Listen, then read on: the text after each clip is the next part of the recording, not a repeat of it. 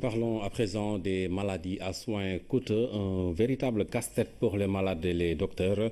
Le cancer, l'insuffisance rénale, les personnes âgées sont tous dans cette catégorie de maladies où il faut se soigner toute la vie, chose difficile pour certaines familles. Heureusement, la couverture maladie universelle aide ces personnes qui n'ont pas accès à l'assurance maladie. Ramatadem. Les cancers et l'insuffisance rénale classés parmi les maladies à soins coûteux parce qu'il faut des traitements à vie et qui nécessitent une prise en charge financière non négligeable tous les mois. Je pense que l'insuffisance rénale est plus qu'une maladie à soins plus que coûteux. Parce que pour plusieurs raisons. La première raison, c'est que déjà c'est une maladie chronique. Donc quand on a une insuffisance rénale chronique, on l'a pour toute sa vie. La deuxième chose, c'est que le traitement de l'insuffisance rénale coûte cher. Il faut des médicaments et beaucoup de médicaments parce que quand on a une insuffisance rénale, on est hypertendu, donc il faut des médicaments pour lutter contre l'hypertension. Et c'est souvent pas un seul médicament, c'est plusieurs médicaments qu'on associe parce que l'hypertension est souvent sévère. Quand on a l'insuffisance rénale, on est souvent anémie, il faut utiliser des médicaments pour corriger l'anémie, l'érythropoïétine, la fameuse EPO très connue dans le milieu sportif, qui est utilisée en cas d'insuffisance rénale et qui coûte relativement cher. Les prix ont considérablement baissé, mais c'est autour de 50 000 francs par mois.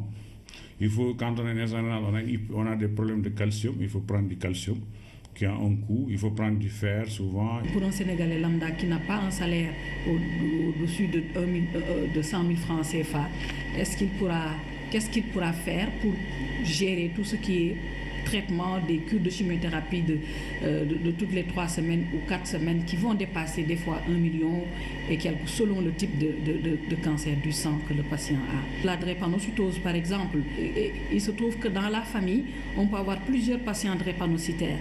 Un patient qui fait sa crise drépanocytaire, il peut en faire 1 ou 2 fois par mois. Et à chaque fois qu'il fait une crise drépanocytaire, les parents ou la famille déboursent au minimum 500 et quelques mille francs pour traiter cette crise drépanocytaire. Et on sait qu'on peut avoir 2 à 4 patients drépanocytaires dans une même famille. Et 2 ou 3 enfants peuvent faire en même temps des crises drépanocytaires. Et cette pathologie-là n'est pas encore prise en charge par notre système sanitaire.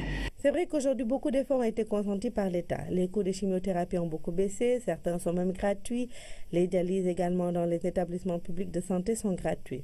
C'est vrai que l'État a fait beaucoup d'efforts. Parce qu'il y a quelques années, c'était 50 000, c'est passé dans le public, c'est passé à 10 000, après c'est gratuit pour les malades, mais c'est le ministère de la Santé qui continue à payer les 10 000 à travers la CMU. L'autre combat que nous menons avec les malades, c'est de subventionner les médicaments qui vont avec. Et il y a des analyses, des traitements et autres médicaments qu'ils font prendre et tout cela à un coût. Pour les personnes du 3e âge, la prise en charge est également très complexe. Ils souffrent souvent d'hypertension, de diabète ou d'autres maladies chroniques.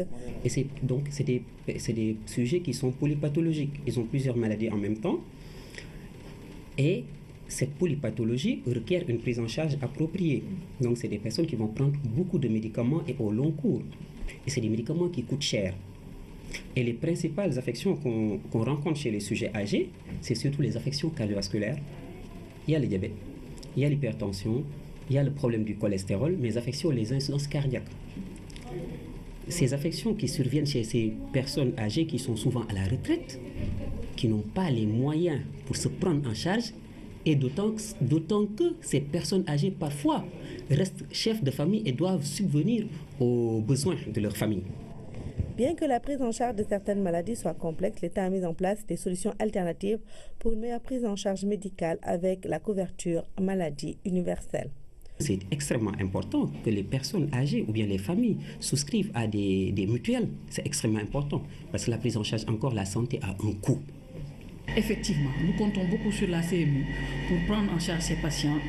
Bien entendu, il y aura une petite partie, un pourcentage qui va être pris en charge par les mutuelles de santé. Et je pense qu'avec cette nouvelle politique de santé, les malades pourront effectivement s'en sortir. Nous comptons en tout cas beaucoup sur la CMU pour prendre en charge ces genres de patients. Aujourd'hui, la seule solution pour les malades, surtout qui ne travaillent pas, c'est de souscrire à une mutuelle de santé, ceci pour une meilleure prise en charge.